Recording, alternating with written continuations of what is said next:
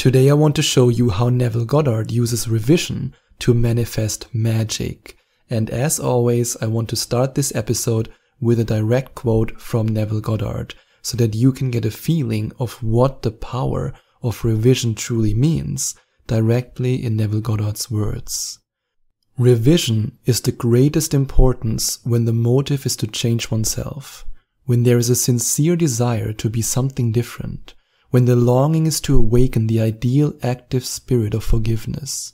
Without imagination, man remains a being of sin. Man either goes forward to imagination or remains imprisoned in his senses. To go forward to imagination is to forgive. Forgiveness is in fact experiencing in imagination the revised version of the day, experiencing in imagination what you wish you had experienced in the flesh. Every time one really forgives, that is, every time one relives the event as it should have been lived, one is born again.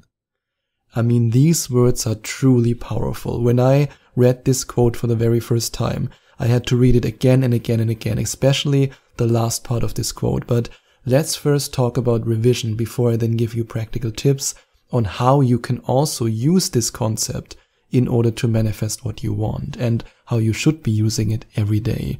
And yes, that's what revision is. It's doing it every day.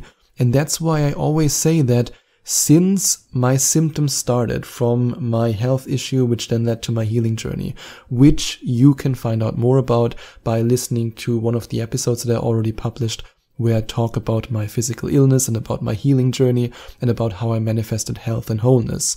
And when I think back to this time, I can honestly and confidently say that I didn't miss a single day.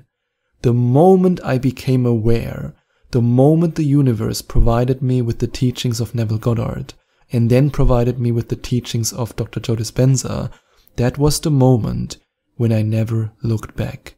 Did I have days where I wanted to give up? Oh, definitely. Did I have days where I was crying in bed because I was in so much pain? Yes, for sure. I mean, I still remember, it makes me emotional now that I talk about it, but I still remember how I had so much pain in the lower area of my body.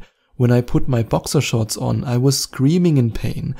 That's how bad it was, but did I give up? No, I didn't. Did I continue? Yes, I continued.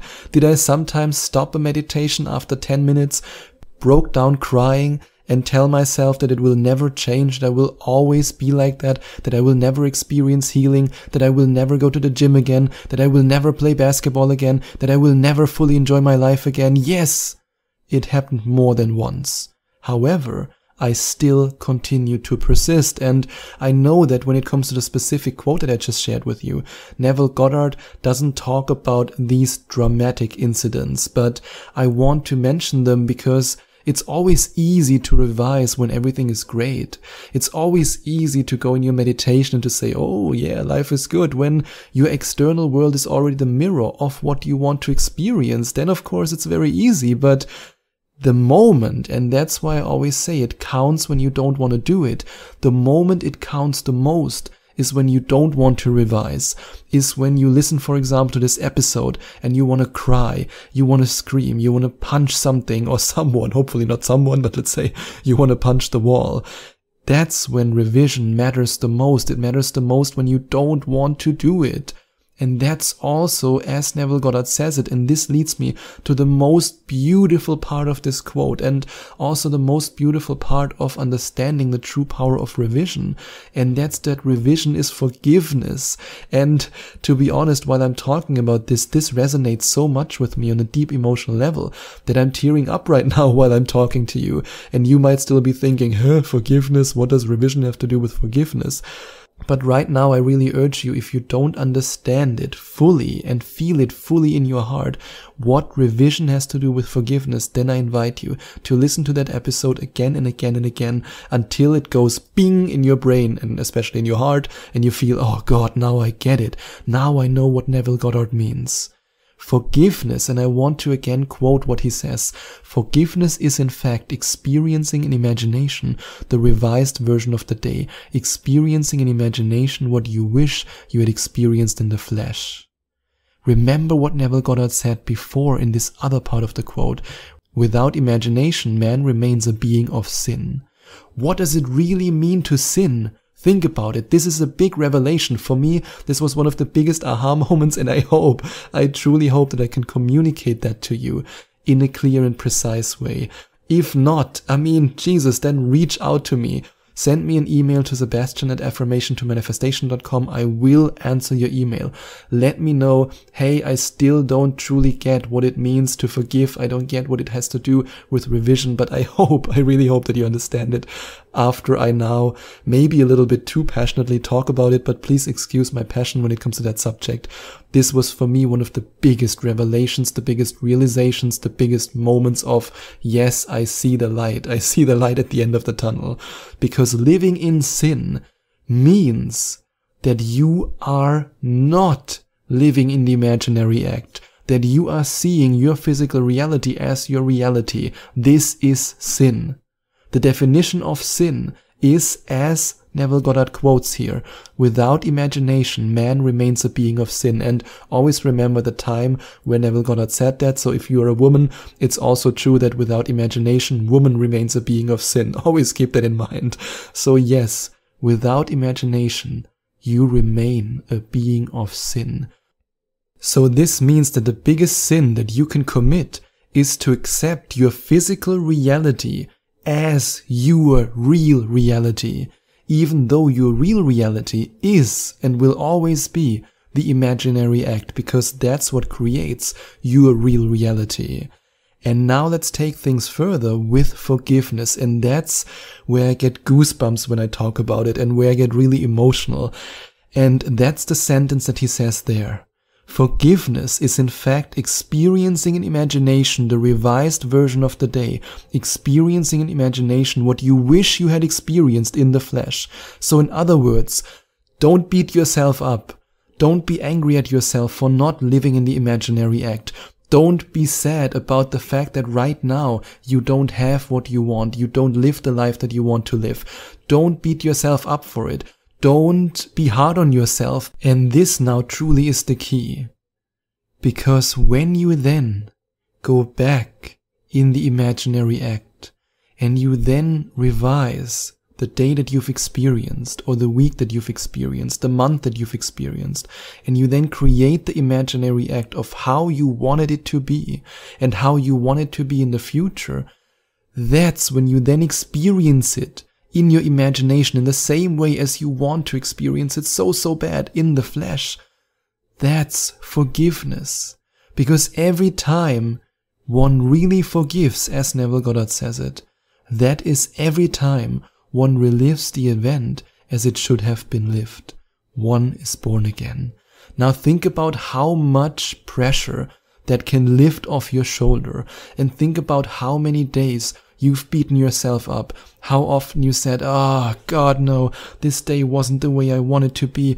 Why did I do this again? Why did I experience that again? I don't want to experience that anymore. Why did it happen again? And you act from this consciousness, and by doing that, you're blocking the manifestation flow because you introduce so much resistance, so much pressure, so many negative emotions that the universe can't deliver what you want to you. But now imagine for a moment, and yes, I'm getting excited again, so maybe I have to calm down a little bit. But imagine again that while reliving the event as it should have been lived, you every day practice forgiveness. You every day have a new opportunity to not only fall in love with your creation, the creation that will at some point manifest in your physical reality, but you also, through this act of forgiveness, fall in love with yourself.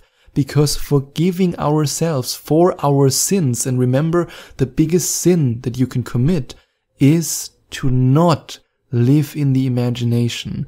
Remember what Neville Goddard says, without imagination, man remains a being of sin.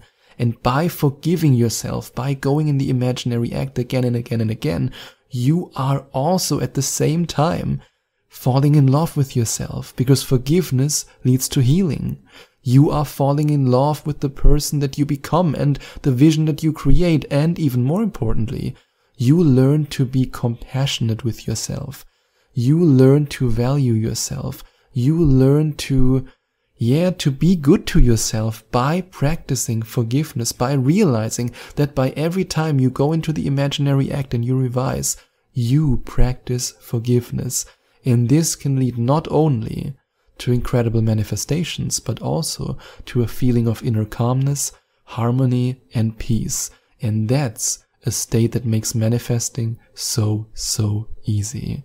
And that's what I wanted to share with you today. And of course, I also invite you to find out more about the 11 Days to Manifestation Mastery program, which you can do by going to affirmationtomanifestation.com/mastery or by simply clicking on the first link in the description. And you can of course also find out more about the different coaching sessions I offer by going to affirmationtomanifestation.com/coaching or by simply clicking on the second link in the description. And there you can find out more about the hypnosis sessions I offer. I'm also a certified hypnotist, about other coaching sessions, and also about, very specifically and very new, my 6-week Abundance Reality Shift program that I specifically designed for deliberate creators like you who want to manifest more money, more wealth, and more financial abundance. And if you enjoyed watching this video, please send out some love to the YouTube universe by giving this video a big thumbs up. And I would also appreciate it if you would leave a comment in the comment section below and let me know what you think about my video. And don't forget to subscribe to my channel and to click on the notification bell so that you get notified whenever I release a new video for you.